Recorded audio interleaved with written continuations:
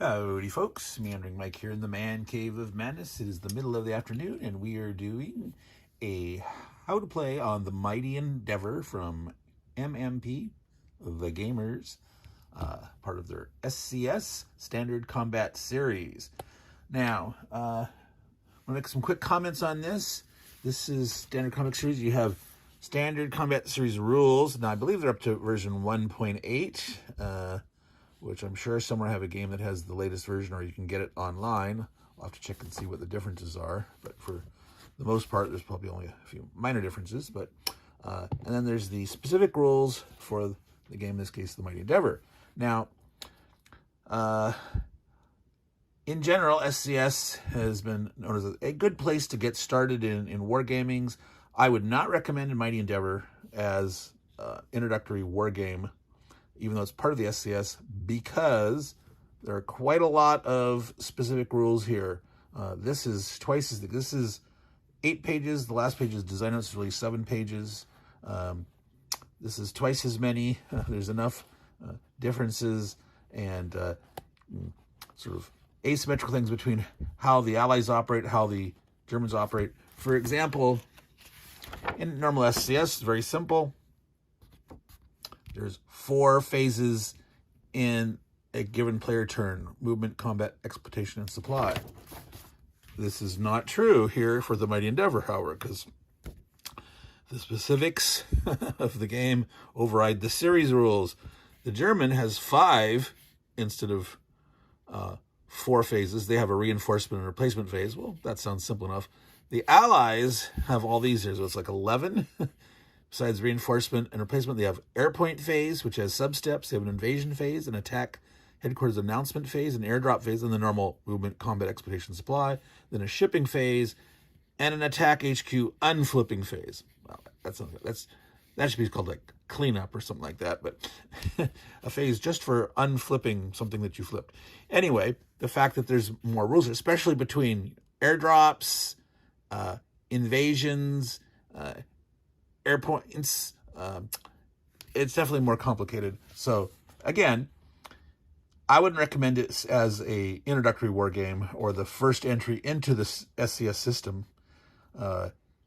Rostov 41 is highly recommended by a lot of people as a good entry point into the Standard Combat Series.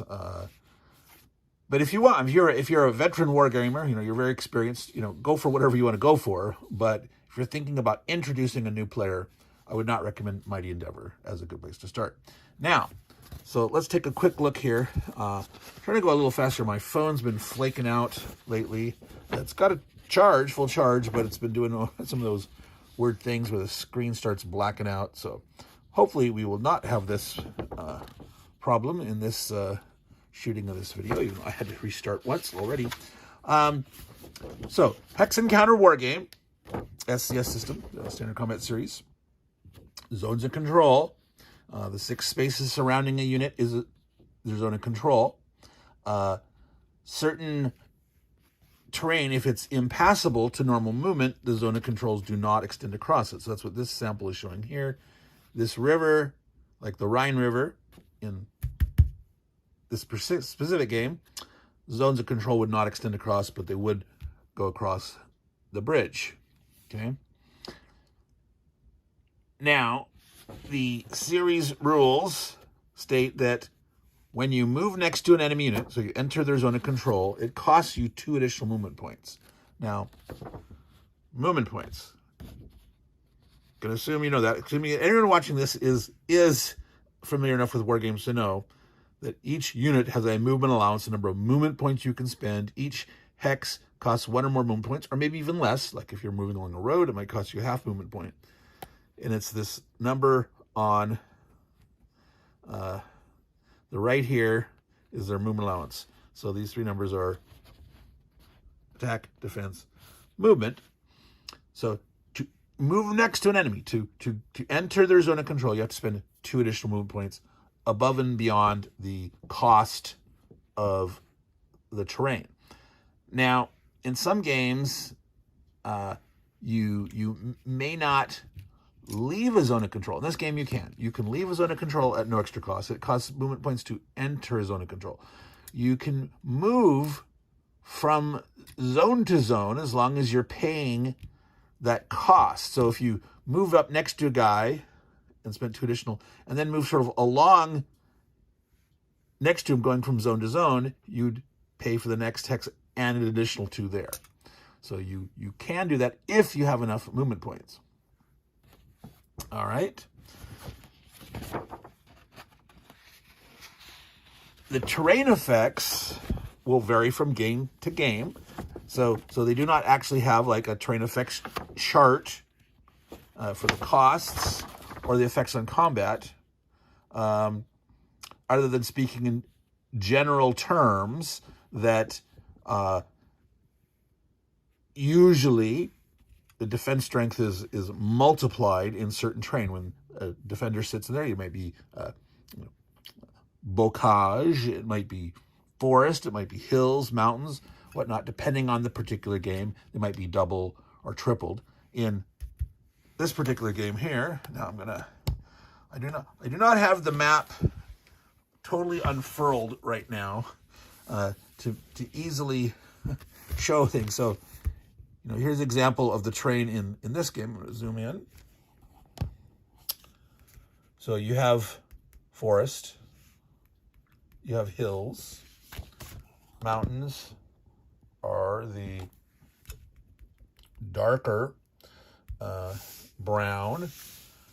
There are bocage, because we're talking about Normandy. This is like hedgerows, very heavy hedgerows. And there's wet land. Let's see here. It's up in, here's some over here. La Rochelle. All right. Got swampish wetlands. There's some around St. Nazaire. And of course, way up in Netherlands, there's a lot on the coast there. These all have various multiplicative effects. That actually turns out in this game, Mighty Endeavor, if you're in the wetlands, it actually affects the attacker. You sitting in the wetlands, you're halved. Attacking across rivers, you're halved. There's small rivers and normal rivers. You can see the difference right here. Whoops, my finger's in the way. Let's switch this position here to goes out. And then focus on Dion. And then back in. All right. So, yeah, I can go in again. Sorry. So here's the minor river, the full river, and then the Rhine. So the Rhine is not passable at all unless you're coming across a bridge. All right. There's examples up here. Whereas these other rivers, you can fight across, and the attackers have. Now, in some games, they give a defensive bonus of all the attackers that can cross the river. In this game, they don't do that. They say, hey, whatever guys are attacking across the river, they're halved. Okay? So you might have some guys attacking a space, a hexagon, like the defenders here, and you're attacking across the river, but there's also guys attacking from here. These attackers would not be halved. These attackers would be halved. And then that's cumulative with the hill space would be doubling you, the defender. These attackers would attack at normal, and attackers coming back here would be halved because of that river. So you have to pay attention to what's affecting the defender, what's affecting the attacker. And in general, you don't stack in hex terrain. If there happens to be forest and hills, well, you take whichever's best for the defender. Now, they're the same in this case. Mountains are better, so pretty much in any case where you have a mountain, there's also hills, right? So the mountains are the part of it. The hills are here. You say, well, for the defender, you would get the benefit of the mountain, which, now this is where I have to flip over the map here. Unfortunately, they do not have a card with the combat results table in it. There's not a player aid which there should be, but there's not. There's not even in the rulebook. There's a, what is it about? There's a combat results table, which is right here on the map. But they do not have the terrain effects chart in the rulebook, and not on a card. So once this whole map would normally be played with the map furled out, but up here is the terrain effects chart. All right. So at least they did it the right way, where you're showing everything. You're showing the name of it, the iconography, what it looks like on the map, the movement, and the comment and special notes. You know, it really bothers me when they split things into two parts, where like, here's the key, what it looks like, and here's this, and then somewhere else they described, oh, and here's what the effects are. Put it all in one place. Now, the only thing I would do is I would put this on a player aid card and maybe blow it up a little bit so you can see it there. So I will probably need to do that myself. Take a picture of this, photocopy this, whatever, and blow that up. Here we can see all the nice wetlands here. All right, so as we can see, wetlands, attacker halved.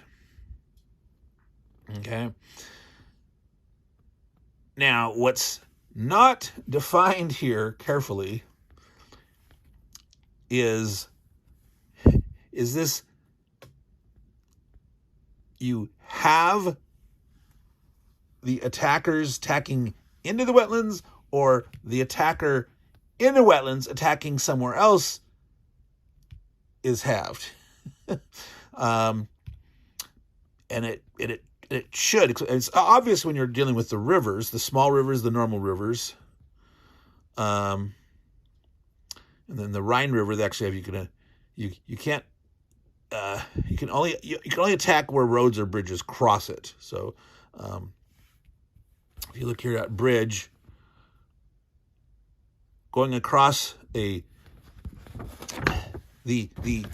bridges that don't have a road. So there's places where roads cross here, and there's assuming to be a bridge there, but it's like the road effect is such this bridge can take enough traffic that you can get the road movement across.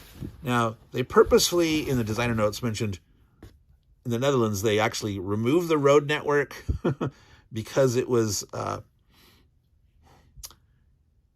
too much throughput through Netherlands. That sort of, you know, crossing the bridges and all that too fast is like it was more than the roads and the supply net could really handle in real life. Okay, so they made these bridges. The bridges here that you're familiar with, Arnhem and Nijmegen and Eindhoven bridges, but they made them such as you don't get the road bonus, and you're actually spending one extra movement to move across these bridges, as opposed to if this was undefended, at Cologne here, you could just drive right across and only cost half a movement point. Now, of course, it's going to be defended on the other side. The Germans know what they're doing, and you can attack across there, but the attacker would be thirded. 1/3. All right. So now I was saying that you take the best terrain. So between, if there's hill and forest, well, or it's called rough. Rough doubles the defender. Forest doubles it. You don't quadruple. You don't add them together. You just take the best. The exception is the fortifications. There are fortifications like here at Calais, Boulogne-sur-Mer, Dieppe, Le Havre, and Cherbourg. Okay. Le Havre, it's in the forest, so it's doubled for the fort and doubled for the forest. All right. There's a lot of these forts here. the German fortification line here, the West Wall, where there's hills or forest and forts. And besides doubling the fortification has the effect that the Germans can ignore retreat results. You have to, let's see, maybe get there again. You have to grind them out and kill enough steps to make it so that they die. They ignore the retreat results. All right. So definitely we'll have a tough nut to crack. That line there means that's not passable by normal movement. That's the impassable C line. And so you have to fight your way around and come back this way. All right. So that, I think, is enough talking about the terrain effects. The movement costs. The movement costs, like you're paying additional across a river and whatever you'd cost to move into the terrain. All right. Mountain costs all your movement points. So depending on, you have to, I assume, start next to it, because otherwise you're not. If you moved, and then you're not spending all your movement to move in. So you have to start next to it, and then it takes everything to move into it. Some of these things are OT, means other terrain, whatever else is in the hex. These are significant for other purposes. Okay, so there's still a question that I have in my mind: is this attacker halved for the wetlands? Is that normally it's like the defense. You're doubling the defense instead of attacking the attacker, and the net result would normally be the same. So it doesn't make sense to if you're in the wetlands attacking out of the wetlands, the defender could be, say, in an adjacent clear terrain, and so you'd be halved attacking out, and they'd be normal, no change in defense. If you're in the wetlands attacking across the river, you'd be halved and halved again, or you take just the best. Wetlands is not a hex side where it's there, but so that still needs clarification. All right. Zones of control, movement, combat. Okay, let's talk about combat. It's an odds ratio based. So you're adding up all the attacking. I'm going to flip this back over so we can see where you're going to be fighting the start. Now, I'm going to say, you can decide to invade wherever you want to in this game as the allies. There's all these beaches that have a rating between 0 and 3, and there's that's down here.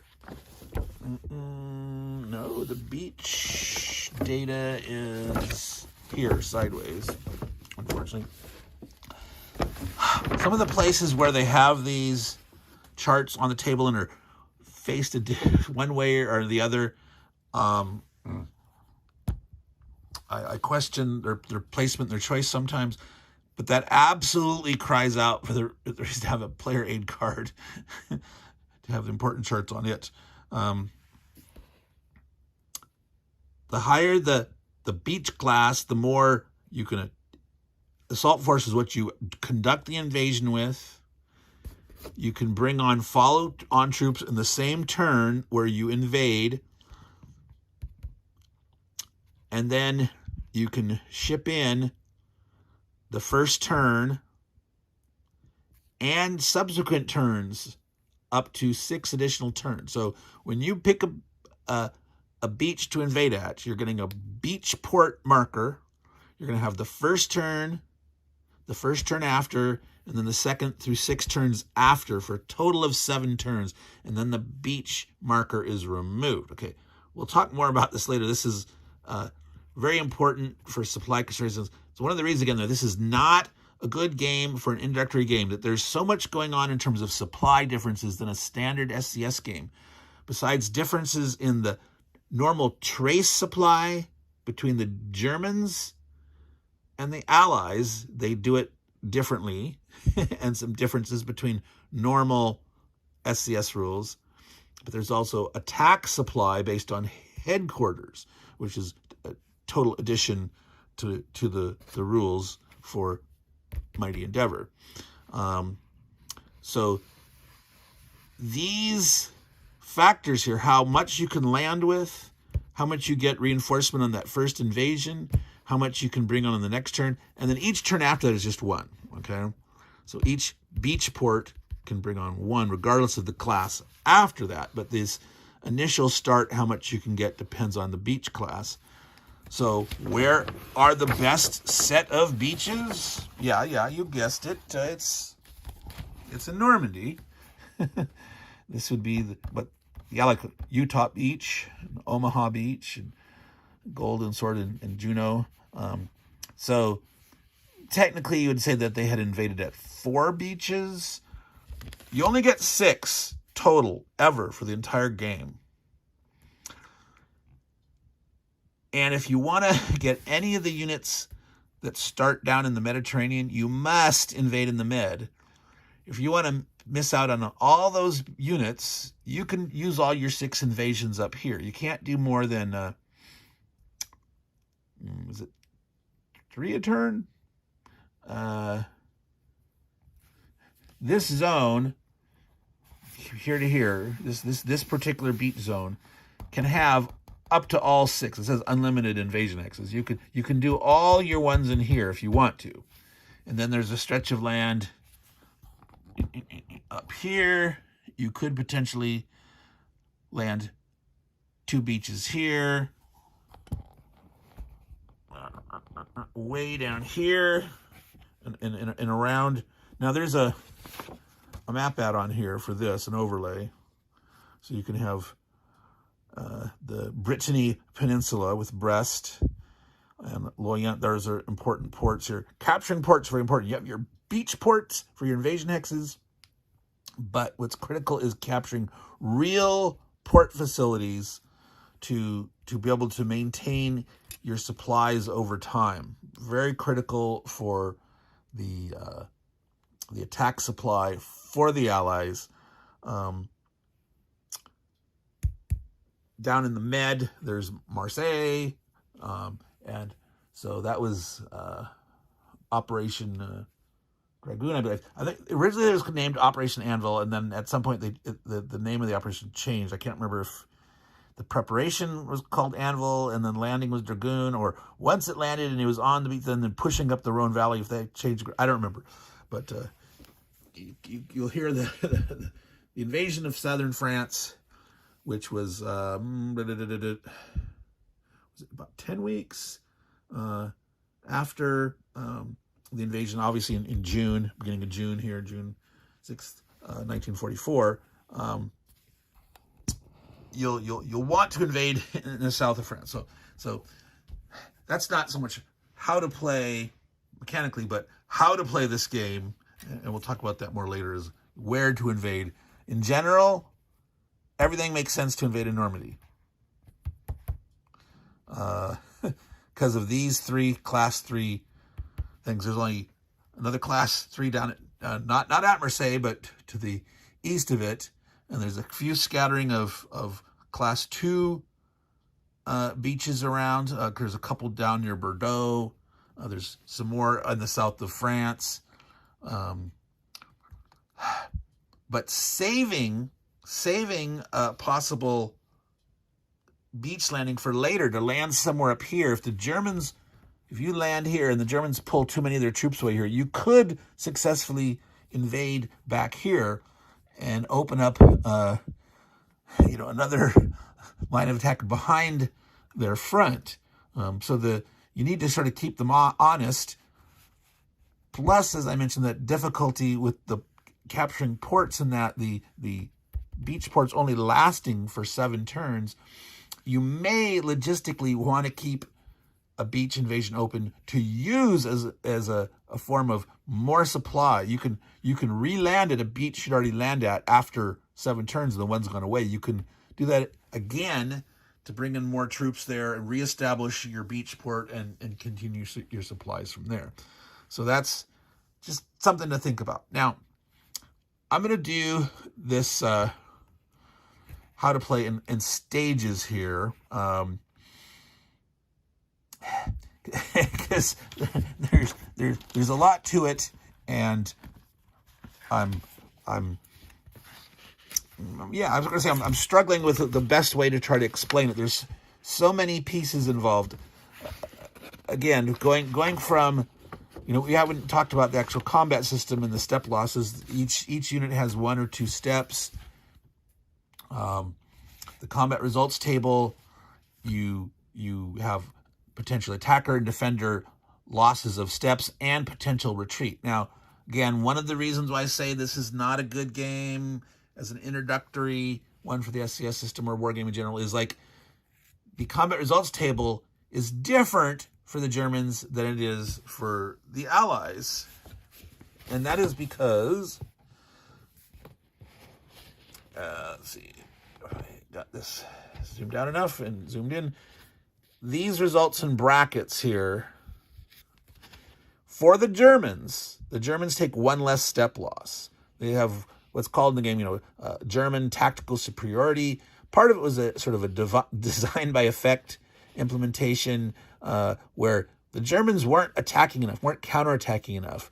And by implementing the rule in this fashion, there's an incentive that the Germans can take a little more risks because they will take less losses if they roll back. Now, the worst losses, that doesn't change.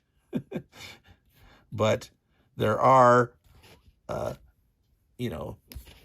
7-1, it doesn't matter anymore. But like there's 4 different results here. Four, I think there's, 4, 3, 2. Nope, there's 3 there.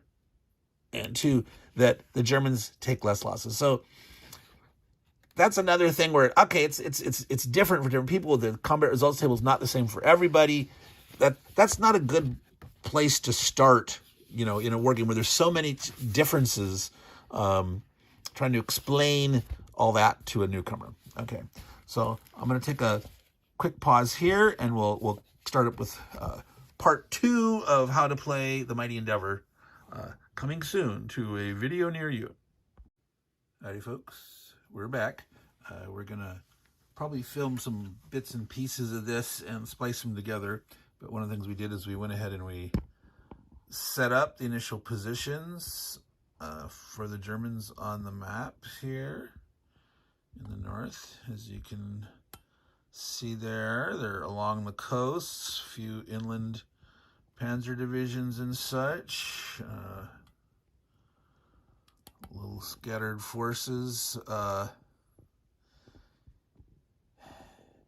One thing that you notice, there's actually nothing that starts in Paris. That seems a little odd. Actually, let me check something here. I see there's 1 unit that's laying here on the board that I'm not sure if I missed setting up. It's a SS Panzer Grenadier unit here. 809. That's just south of Tours here. It's not. All right. So right there.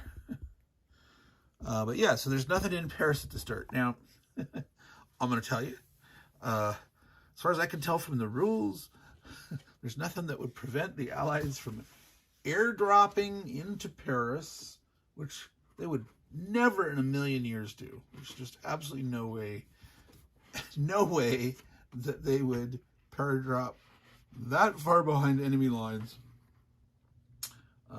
But potentially you could do it.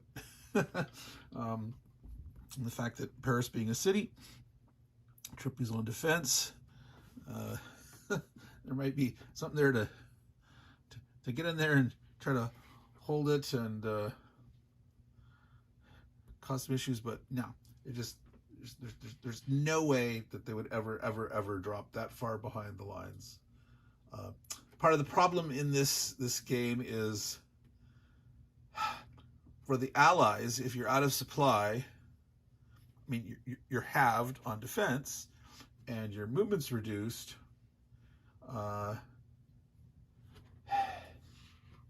You suffer no ill effects, no step losses, no attrition. Whereas the Germans, if they are out of supply 2 turns in a row, they're eliminated, unless they're in a fort.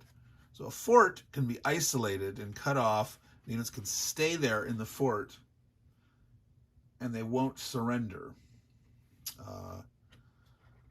And that may be, you know, what you might have to do with Le Havre, which is here. You might have to cut it off and then pound on it over time, and they'd sit there, but they're not going to surrender. Same with Cherbourg. You might not. Cherbourg's a little easier to hit. There's 2 static divisions there. Static divisions. Let's see here if I'm going to zoom in and see if you can. Those are these 1-2-2s. They only have a single step. There's 2 of those over here in Cherbourg. So that's only 2 steps. It's only a total of 4 defense. It's in a fort, so 4 doubled to 4. That's only 8. It's not big defense. So hitting Cherbourg wouldn't necessarily be too hard. This is a little tougher. 3 strength, doubled and doubled because of forest. And that's the only in-hex terrain stacking that you do. So far, it'll be 12. And you do get to ignore retreat results, so they have to actually eliminate you. Like this is here. This is a Luftwaffe division. This is a German Air Force troops. The LW ones, the ones that are FJ, are actually Fallschirmjägers, German paratroopers. Like there's one stationed here in Rennes and up way over there near Cologne. See it the way over here. All right. At this late state in the where the Germans weren't using their paratroopers as paratroopers anymore. They were just stuffing them as into the line or wherever as better trained troops. Hitler soured on the use of paratroop drops pretty much after Crete. Like, they're just too expensive and too hard to train, took longer to train, and he was no longer really interested in doing air operations at any scale, airdrop operations. So we'd mentioned, the attack movement or attack defense movement rating. So obviously these static divisions, very weak, 1 step, only 2 movement. They were designed to be quick troops that they put together, not great equipment. They're just sitting on the beast in static positions. There's also spread around some training divisions that also only have 1 step. Let me see if I can find one of those. Oops. Here it's a 2-3-4. There's a few of those scattered. Here's one near Calais. They only have 1 step. There are some reserve divisions which have a 3-4-5. 3-5-4. Let's see here if we can see one right there. This is on the coast, northwest of La Rochelle, southeast of Saint-Nazaire. There's they have 2 or 3 of those. I can't remember where else. The reserve divisions might be. I think there's some in the south. I don't have the south coast set up right now. But normal infantry divisions are like this here. This guy here, 352nd, sitting there on Omaha Beach, 4 attack, 6 defense, 5 movement. The Germans have about 6 to 8 of those divisions. But most of what's out here, the number of counters, is static divisions, the 1-2-2s. As I mentioned, there's a lot of armor sort of scattered about in the backfield. Their plan was to have a sort of reserve to counterattack. They didn't go with Rommel's plan. He wanted to defend right on the beaches with as much as possible and try to crush any beachhead landings as soon as possible, and they didn't go for that. So one of the things you can notice here is these yellow bands through the attributes of the unit for some guys. So that means they're exploit capable. So we had mentioned the basic sequence of play in an SCS game is movement, combat, exploitation, supply. Exploitation phase is that second phase after regular combat. And you can move only exploitation enabled units, exploitation capable, and they cannot be in a zone of control. If they start in a zone of control in that phase, they cannot exploit. So you sort of want to keep them as a reserve. If you kept them as a reserve in the movement and combat phase, they will not be in a zone of control. Well, they may have started one, and if you left them there, you could have pulled them out. Now, it is actually possible to attack multiple times in a turn for a unit. Now, this is possible in multiple ways. One is there are overrun attacks during movement. You may, in the course of moving a unit or a stack, and to overrun together, you must start the turn stacked. If you want them to be able to do an overrun, you can't move them together and then continue on to move to overrun. They must start together.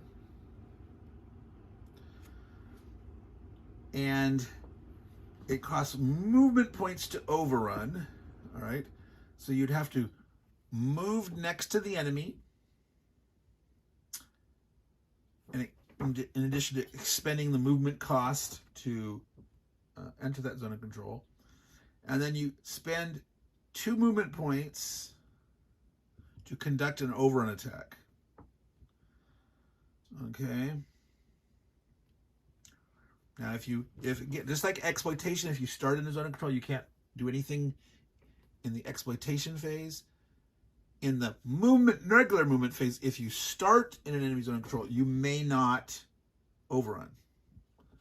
That means in that case, you can't step out and step back. Now, if you're in the zone of control movement phase and you step out and stay out, you could then in the exploitation phase later move and potentially overrun in the exploitation phase. Or you might just try to penetrate gaps in the lines or something. Now, if you start in the zone of control in the movement phase, you couldn't overrun, but you could stay there and you could attack. And if the defender retreats and you don't advance with these exploit capable units, you could then move them in the exploitation phase. Okay? So potentially you could be back away from the line. You could move up in the movement phase and do an overrun. And then along with other units, you could participate in a combat. And say you succeeded in those combats and the enemy was retreated away from those armor units that participated, so that they're now in the exploitation phase, not in a zone of control. They could then move again and overrun. So potentially, you could attack 3 times with the same unit. Okay? Not always easy to set up and pull off, but possible. Something to look for. Now, you can never overrun the same hex more than once. All right? So you can't take a stack, move it up and overrun, and attack and another one and overrun.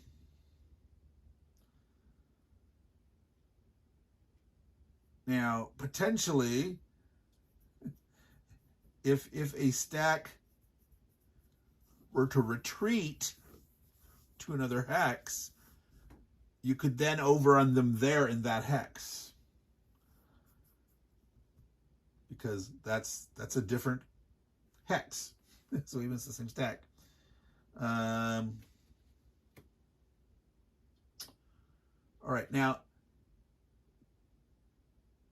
overruns are conducted just like a normal attack. You calculate the odds the same, other than you're only attacking with one stack of exploit capable units. In some games out there, overrun attacks, like you're halved, or there's certain other restrictions on how overruns work. Or some games have totally different combat results table or method of resolution. Okay, this game uses the same combat table, no different modifiers to conduct the overrun. Okay, so that's an important part of these units, their value.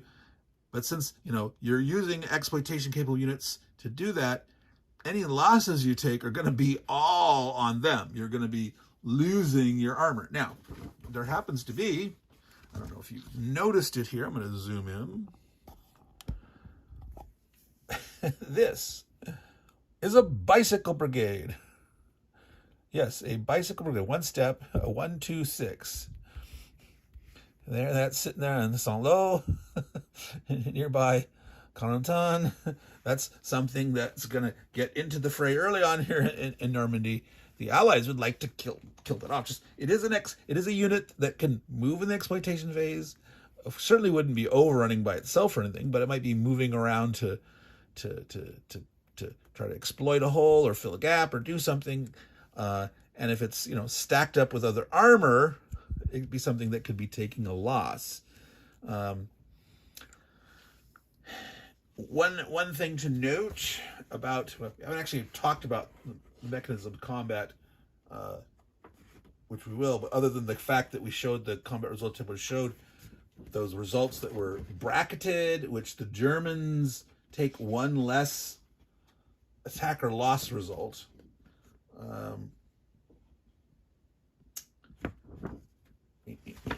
Step losses in combat, you need to take your first loss from your strongest unit, but after that you can spread them out from the other units involved. Okay, and in any one particular combat, if you're taking multiple step losses, each unit must take at least one loss before you have another one take two. Okay. So you have to spread it around, but that would be an advantage if you had this bicycle unit with the Panzer unit here. The first loss would come off of him, but the second loss would destroy him. He's only one step. Instead of, finishing this, because if he went by himself and took two attacking losses, he'd be gone. But if he was with him, this guy would be flipped over. He'd still be a 658, and the bicycle unit could take a loss. So they're actually useful in that regard. Let's see, let's tilt up a little bit. This big box up here, this is England. This represents the English box. You got all these American units here, the Brits, a couple of Canadians, Polish, and Free French. The Poles are part of the Commonwealth. They're under that command. Obviously, these are free Polish troops, people that escaped from Poland after Germany invaded in 1939 and formed up units abroad that have been trained. The Americans and Free French work together. There's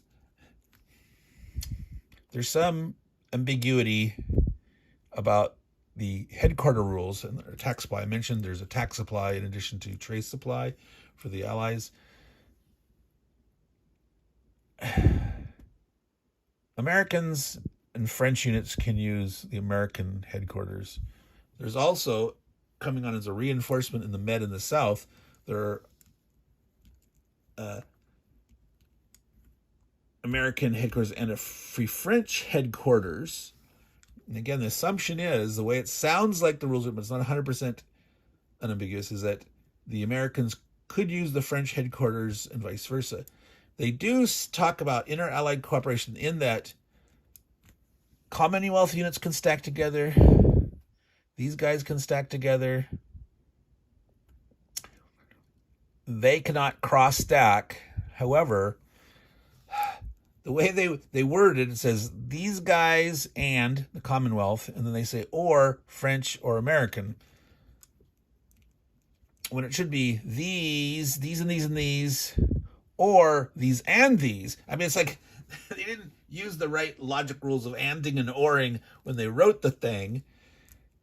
And they wrote a little example where it says, well, the French can't stack with the Commonwealth. But they didn't make it explicitly clear that, but the French and the U.S. can stack together. They did not make that explicit. And they elected to do an example, which they should have also gone on to said, that, the French cannot stack with the Commonwealth. They can stack. The rules of this game, the specific rules, have very, very few examples. Okay, it's this lot of rules. It's 16 pages here. Well, vast majority of this is actually set up in reinforcement schedules for different scenarios, but there's still a lot of specific rules here. There are very few examples, and the one example that they gave in this case of this inter-allied cooperation or lack of, they missed the mark in not giving the more useful example of clarifying whether the French and the Americans are supposed to stack together. It only makes sense.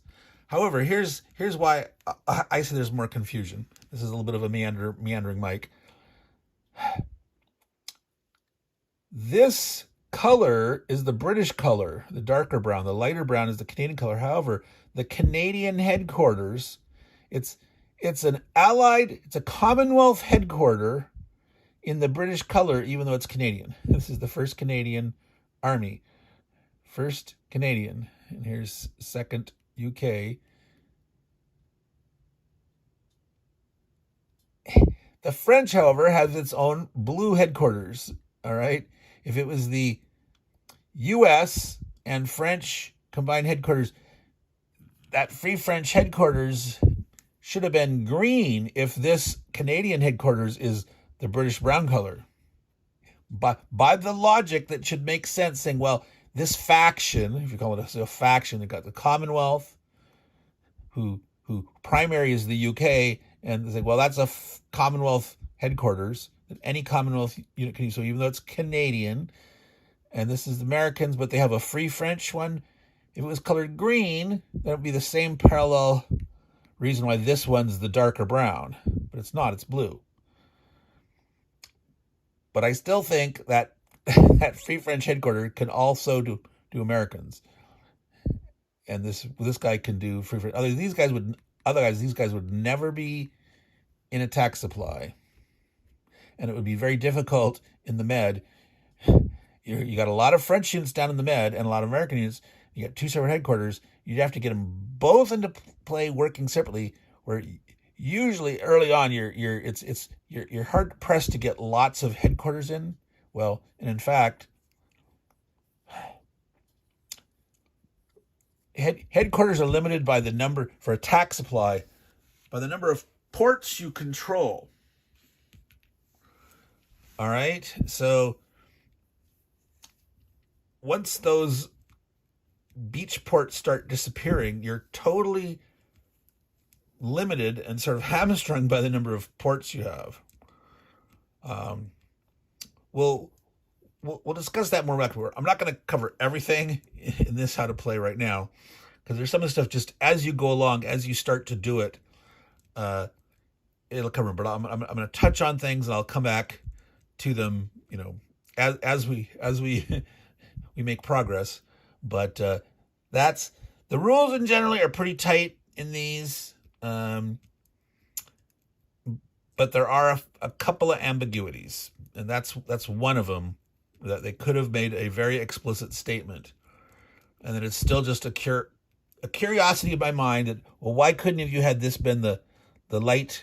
If you're going to make the French HQ blue, but the French and American headquarters are interchangeable for units in that grouping, in the Commonwealth, you could have made the Canadian thing the color of the Canadians instead of the Brits, and still said, well, it's a Commonwealth headquarters, even though, you know, it's the Canadians are the hosting nation of the headquarters.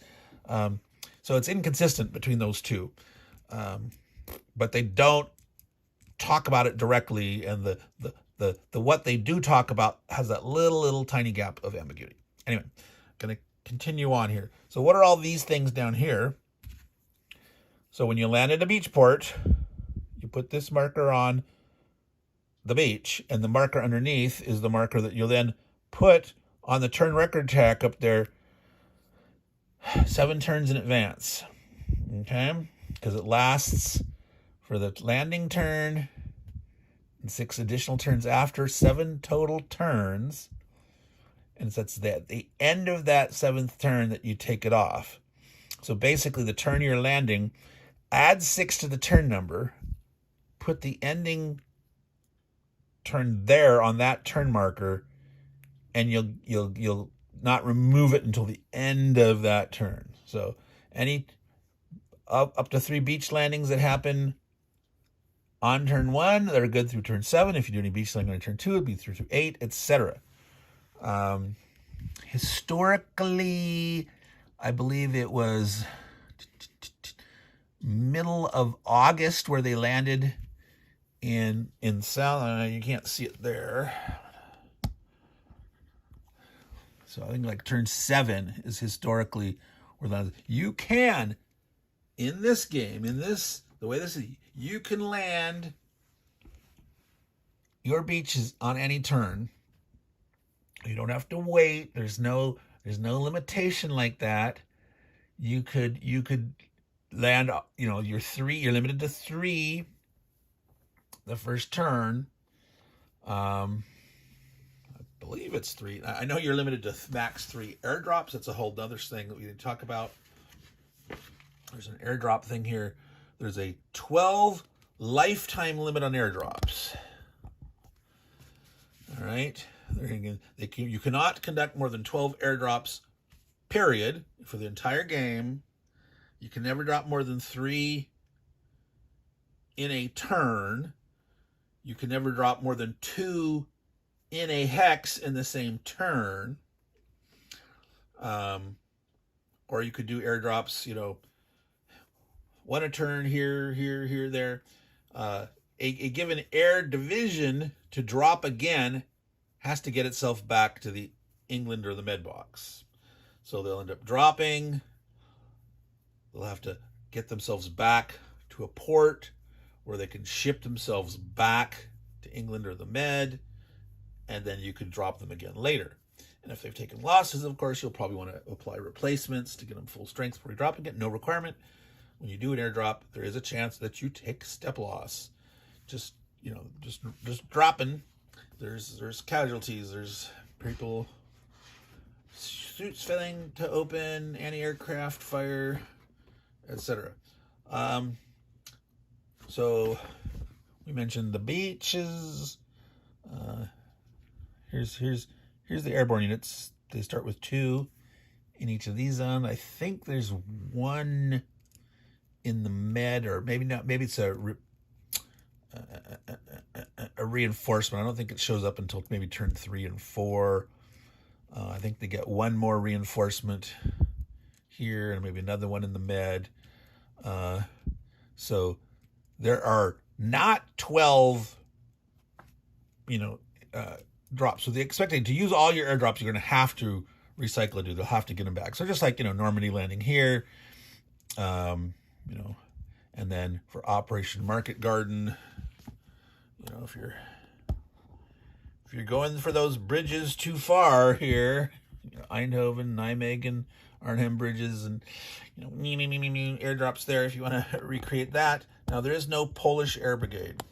Sorry, folks. So you can't You can't have Gene Hackman try to apply his wisdom and his skepticism and tell him it's a bad idea and he wants a letter.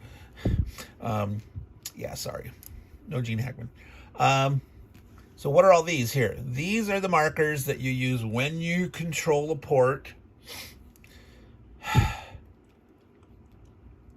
You roll a die, and it takes that number of turns for the port to become fully effective. When you capture the port, right away you can do trace supply out of it.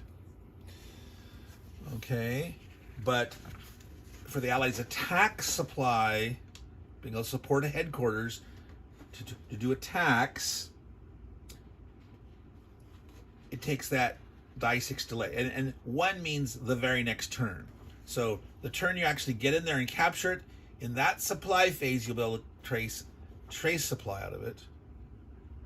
And if you rolled a 1, the very next turn, you'll be able to start doing attack supply out of it.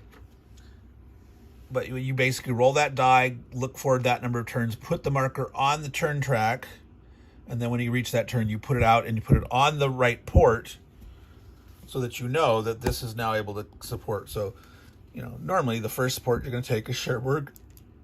Because again, now, I plan at some point to play this game and try not landing at Normandy. Well, what's it like to land somewhere else?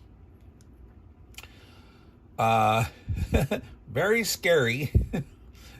You build up real slow and you could get your butt kicked. Now, there's not a ton of German units. It's not like the beach isn't, every single beach isn't covered. There's a 1 class beach here, and here there's zeros, 1s, 0s, 0s. There's gaps. Dieppe a 1 with a fort, and there's 2 units there. There's an empty spot here next to Dieppe. So, you might elect to spread out more, or once this is the historical setup. But there is not all these prime beaches are not all defended, right? Historically, which beach did the worst? Omaha. And it's got the division. These are not occupied. I would have thought, maybe they had, I don't know, brigade strength. They didn't have like a full static division in those. I don't know. I don't. It seems under defended to me. It does indeed. Now there's a whole semi-different resolution method for invasions, which I'm gonna cover in more detail when we actually start playing it.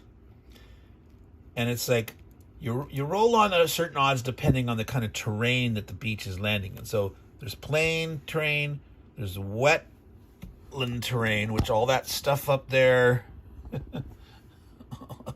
along the Netherlands coast, just an undefended beach can thwart you. Okay, if you roll bad, so there's considered to be some, local defense on the beaches that aren't represented by counters per se. But if you can roll bad, even though there's no defending counters of troops there, you could roll bad enough that your attack could be stalled out or even wiped out completely. Forts are the worst. Trying to any place like this is a 1-star beach. That's a 0. There's no way you'd invade right into Havre. Well, actually, no, they ignore retreat results. So you'd be in big trouble. Calais, where's, Boulogne-sur-Mer. There's a fort. It's got 2, it only has 2 steps. It has 2 static divisions. These only have 1 step. They don't have any 2-step defense, except here in Normandy. They do have this here, Saint Helier, which is kind of a It's kind of like choking off the peninsula, but God, they really should have had defense there. But it's good that they didn't for us, our sake. But they have all these panzers around that they could counterattack with, etc. But absolutely, if given the choice, I would absolutely put defenses on those beaches. You don't do the normal odds. I'll go through it in more detail, but you roll on a specific odds. So even if there's defending troops, and regardless of what you're attacking with, the idea is like all your strength is not effective at once as you're landing, trying to make the landing. Your things are coming in to the landing crafts, they're trickling in, and you're just trying to get on there and get a little foothold, maybe breach the line, get off the beach. So you're rolling on the combat table, but the odds are fixed based on the type of terrain that you're landing in, and then depending on if you can get enough steps. If you're attacking a beach with no defenders, you can still roll like a 2 or a 3 or something and not do any result against the defenders that aren't there, but take enough attacker results that if you get wiped out, you die. So there's 0 and 1 hex class beaches. You can only attack with 1 unit. So 1 infantry unit with 2 steps, and if you lose 2 steps, you're dead. You failed totally. So that's why, really, you need to invade on class 2 and 3 beaches. And it's a total desperation move, to try to go to a 0 and 1. And you only get 6 of them for the whole game. 6 beaches that you could invade at. That's it. Now, we haven't talked about air power yet. Air power cannot directly support the odds on a beach landing. And they can't support a paratroop drop. Exception being, if you paratroop drop into a hex that other units are going to be able to attack from outside, the non-airborne units, then you can use air support on those. The way air support works, might as well cover that now, is there's a chart on the table on the map, but it's way down there in the south, which I can't show you right now. I'm gonna zoom out one. Depending on the turn, you roll 2 dice. All right. So this is the amount of support, anywhere between 3 and 8 as the time goes by. Now, this is factoring in, I think, weather. All right. Because obviously the Allied air power was not dwindling.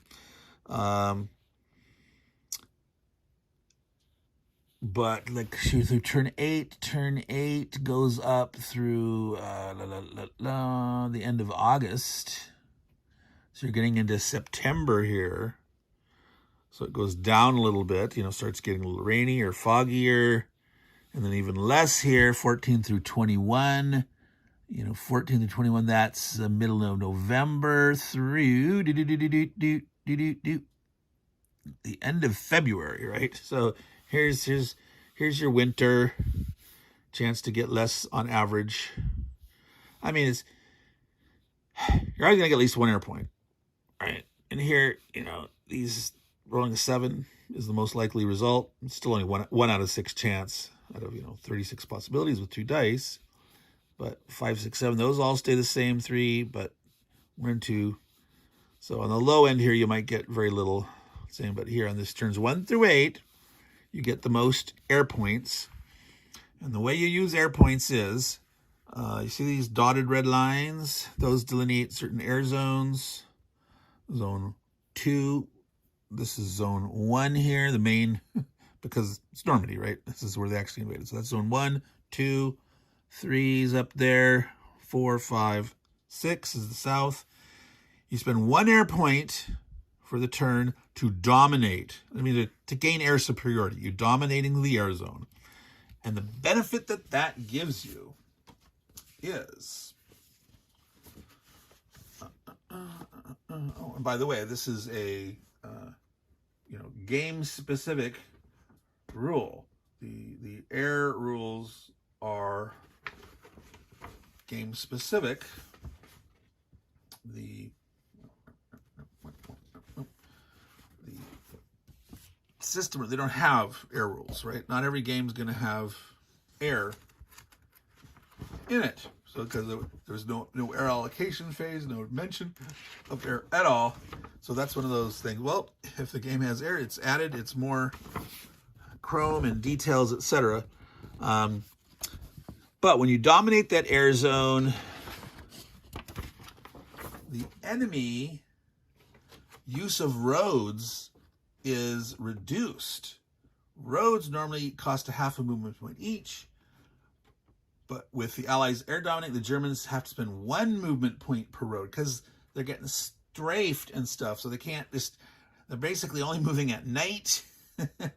So they're not moving as fast as far. Also, be able to do an airdrop, you have to dominate. You have to spend the point to commit to doing it. So be able to do an airdrop, an air mobile drop.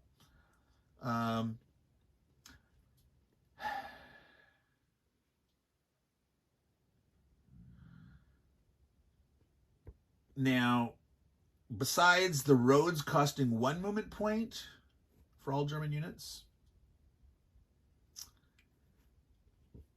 you also reduce the effect of strategic movement. Armor and Panzergrenadier units conducting strategic movement pay double the movement cost for all hexes in the dominated zone. Now, we haven't mentioned strategic movement yet. Strategic movement is if you don't start in a zone, you never enter a zone, you can move double. All right? So the Germans, shifting things around, bringing them up to the front, they'd be, getting them up there, be using strategic movement. But with the Allied air dominating the area, it's going to cost them twice as much, which makes it basically a net wash for the Nomer. So basically it eliminates strategic movement because it doesn't cost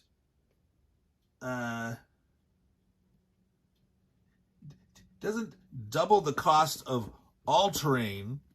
So if those Panzer are just moving off road, they pay the normal cost. Roads cost 1. Now the reason is you don't say roads still have an effect. So a road going through, for example, the hills, which cost rough, I keep calling it 2. The road is normally it's like you pay half going through that instead of 2. Now you're going through it costing 1 instead of 2. Moving to the cleared terrain, you'd normally pay half and it's costing you 1. Well, you'd normally pay 1. So definitely the strafing hinders you more, harder to move through that rough terrain. But you still get some benefit. Any air points not used for dominating zones can be used for air support within the zone, and you can air support in a zone you're not dominating. You can say, hey, I'm going to just do one support here on an attack with a shift. I might not care to dominate the whole area to try to slow them down. I'm attacking here on like 1 stack, and you might want to shift. Costs you 1 air point and you get 1 column shift. If you've already dominated the zone, then each point that you use for shifts gives you 2 shifts instead of 1. So it's like you invest 1 in in dominating, that slows down the enemy, and then each air point used to support a particular hex ground support will shift 2. You can only use 1 air point on a given stack, so you can't get, shift and while doing domination of the air zone and getting 4 shifts from it. You can't do that. The most you can get is 1 air point for shifting per hex being attacked. And the final little use of air points is only once per game. Once per game, they can do carpet bombing. And in carpet bombing, they can exceed that limit of only 1 air point per stack. So they can do as many as they want to on an attack. And this is not overruns. This is during the combat phase, not overruns for carpet bombing. For ground support, you can do it on an overrun or a in the combat phase combat.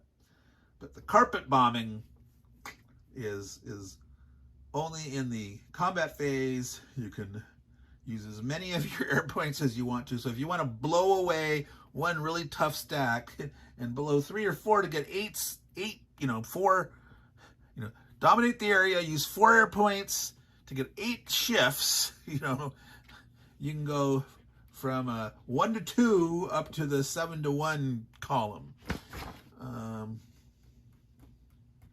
Yeah, that'd be 7. So yeah, you can start at 1 to 3. Blow 4 air points, shift it 8 times, and get up to a 7 to 1 plus. One time only, folks. One time only. All right. So, so part of the strategy is going to be, where do you do that? Do you early on dominate as many zones as you can, keeping the Germans from moving things as fast, to zip them up to the front?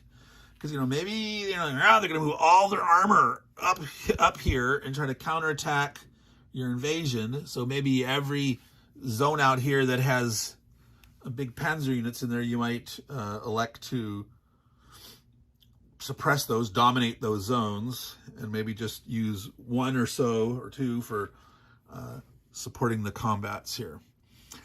All right, I think we're going to hit 45 minutes. On this part, plus the part I did before, which we'll have clipped together. We'll splice it together.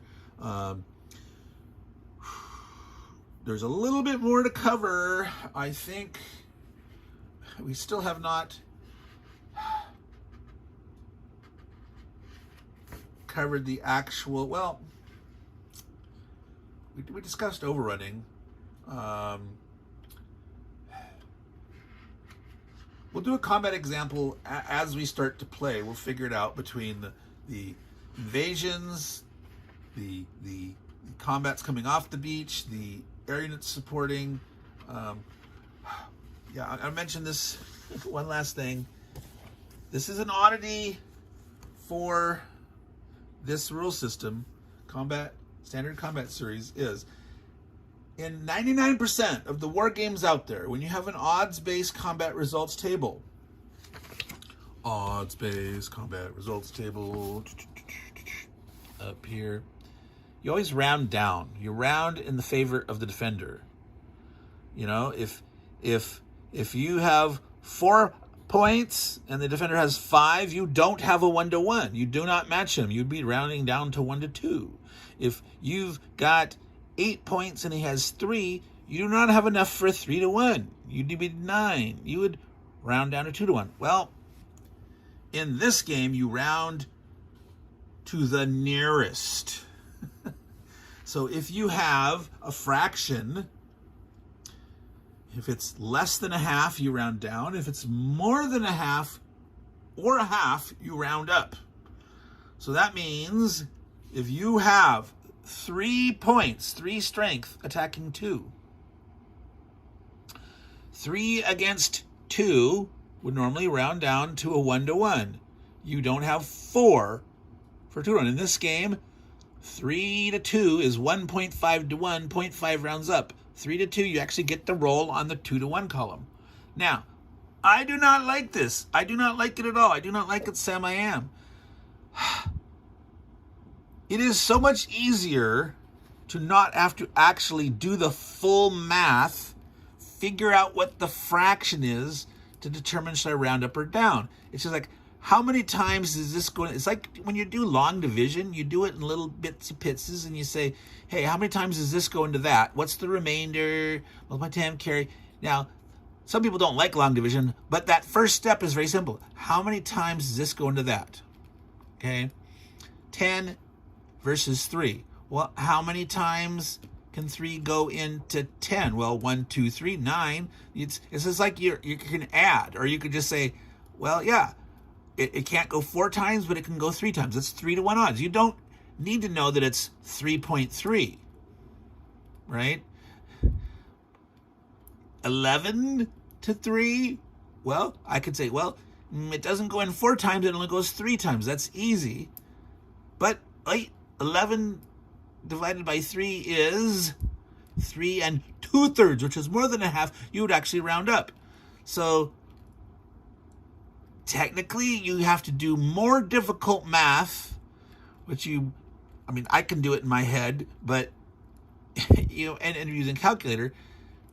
Now, the designer notes say, well, he doesn't like people trying to calculate the odds so much, and you should just go, sort of with your gut feel, and then, round to the nearest, whatever. It's an attempt to try to... Now, they have a little bit of fog of war. We haven't talked about that, and I'm rambling on, meandering, and trying to add a little bit more to this. When you are doing your turn, you do not look at the enemy's stack underneath. You can only look at the top of the stack. Now, the rule is, in your stacks, you must put a combat unit on the top. All right? In fact, I believe you have to put the largest combat unit on the top. Is that right? Fog of War. Now, was that a general rule, or is that...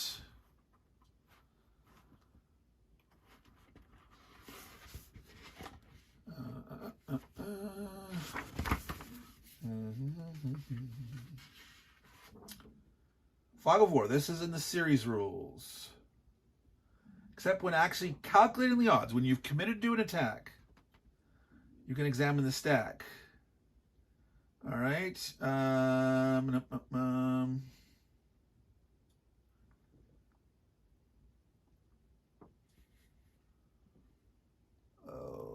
but where does it say stacking?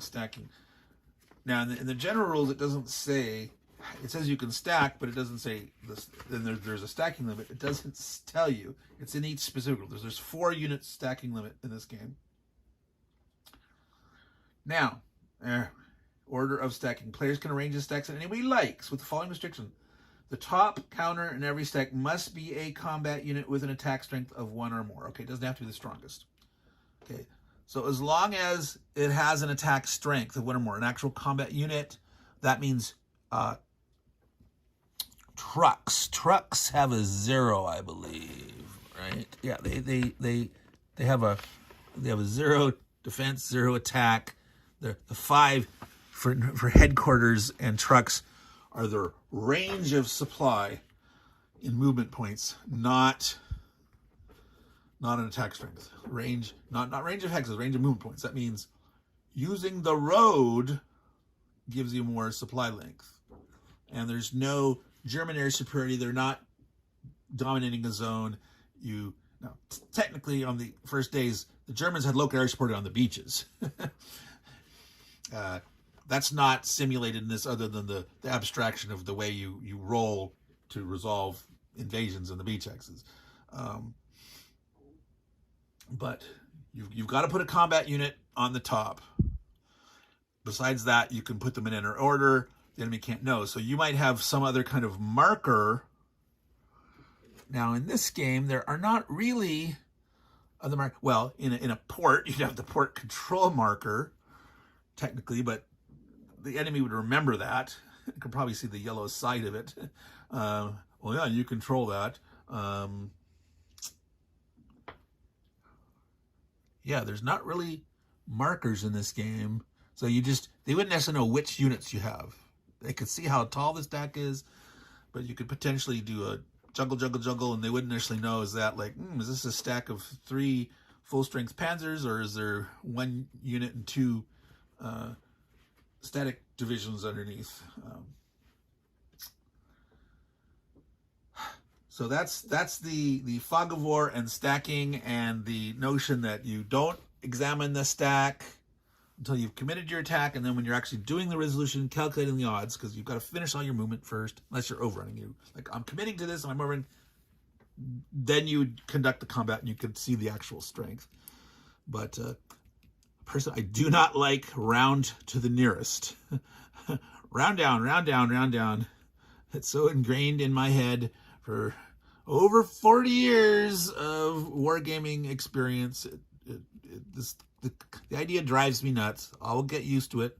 I'll probably forget a few times, but anyway.